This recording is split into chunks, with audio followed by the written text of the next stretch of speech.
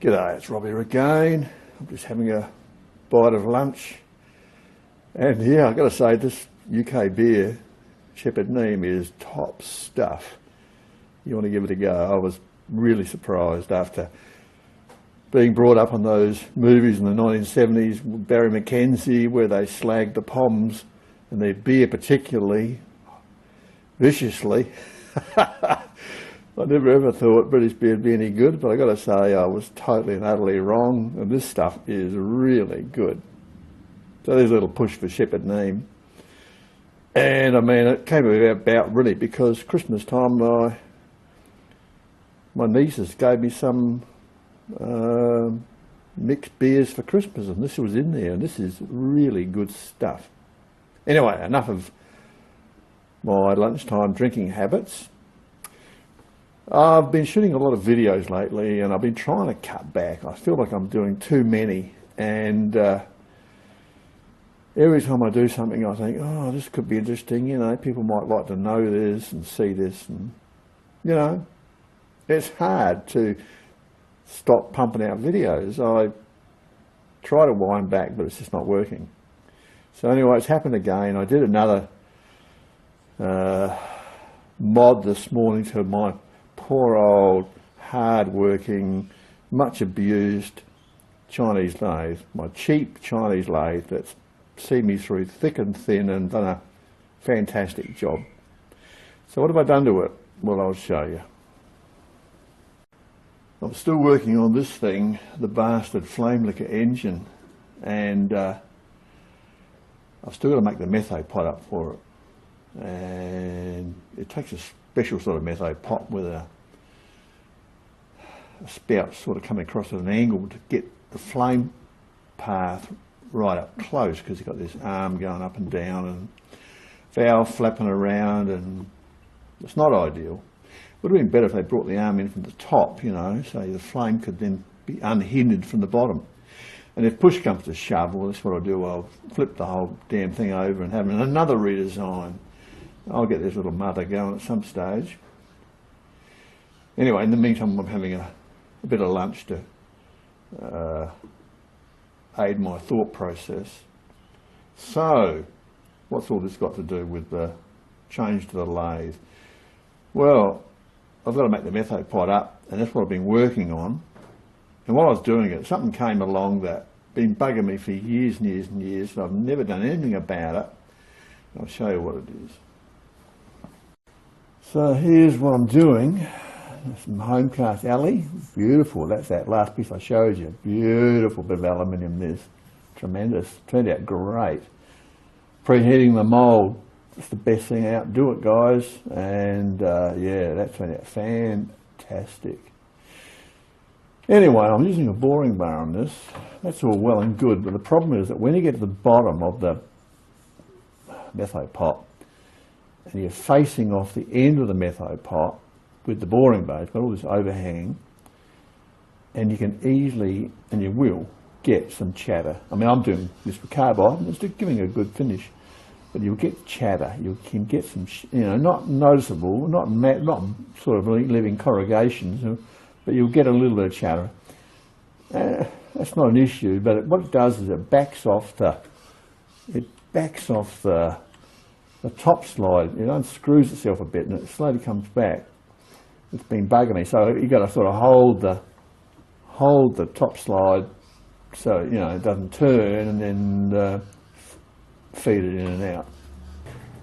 So I thought, bugger it, I've had this vibration thing backing off the top slide, and for years I've had a lock on the cross slide, and they're really easy to fit. It's just a alligator bolt that pushes against the gib. You know, you get a gib on one side, and it just pinches it up, and it does the job fantastically well. And I use that all the time, particularly when I'm grinding. You know, don't want any float. I don't know if this has got any. I've got to adjust that pretty well, but you don't want any float coming in and out with your cross slide. So yeah, cross slide lock, fantastic. And to do that, I drilled another hole and tapped another thread and put a separate bolt into the gibs. For the top slide, you don't have a lot a lot of room, you know, there's not a lot of space there. And it's not something that you're going to move a lot. I mean, cross lathe gets used all the time, in and out, in and out, in and out. And you've always got backlash. Every lathe's got a little bit of backlash in the thread and the thread block. That's why if you're ever doing precision stuff, you always use readouts. You know, you always use readouts. Otherwise, the float will drive you crazy. So I thought, bugger it, I've had this. I'm going to do it. I mean, how hard can it be? And it's really easy.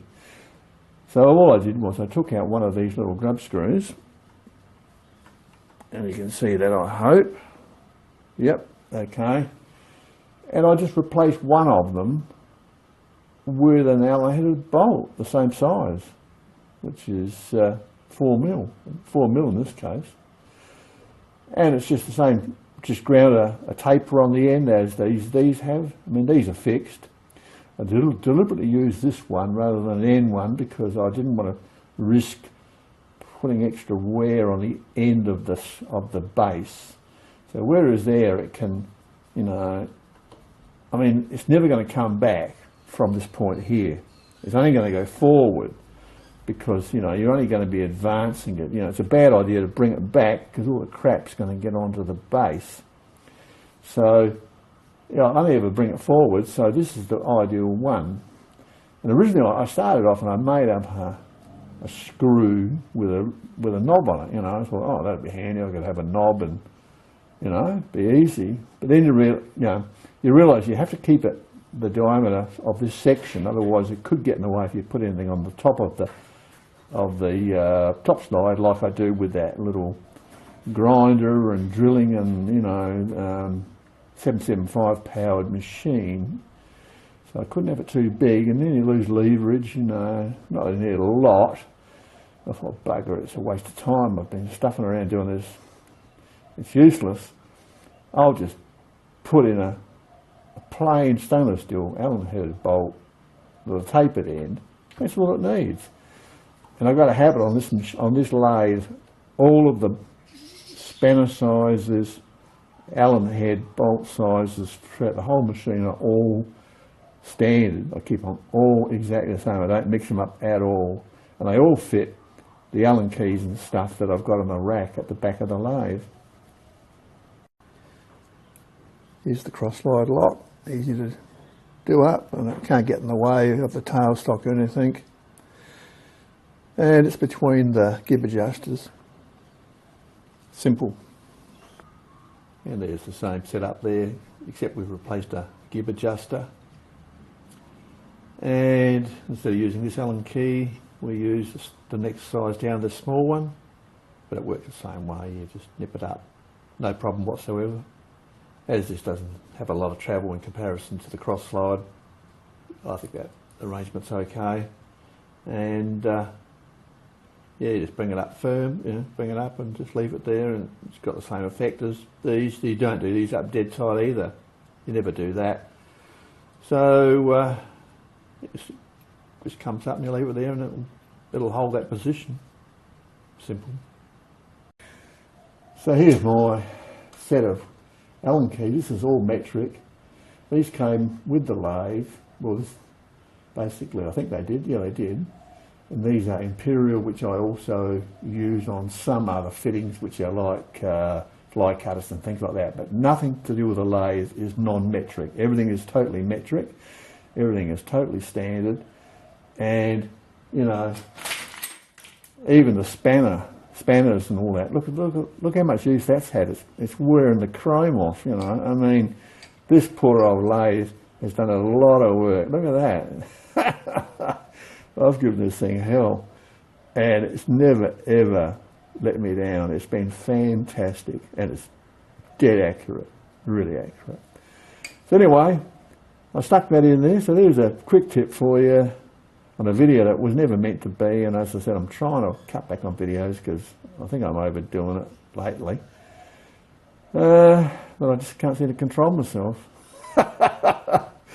So anyway, that's it for now. It's a simple little mod, and I don't think it's worth drilling another hole and separate to these adjusters. I think there's not really a lot of metal there. You might as well just replace one of them that is in the right position, and I think that's a good position there. And just go with that, but it certainly will stop all that issue that you get. You know, at times it can be really annoying. You're trying to machine something and for some reason you've got a bit of vibration, and I don't like to have the top slide too tight. You know, I like to have it so it's just easy to use, and you know, it can tend to vibrate a bit. I'll vibrate back a bit on this thing. So anyway, there it is, for what it's worth. A bit of a quick and dirty video, and yeah, I'll get it back to my lunch now. All right, see you next time. Cheers.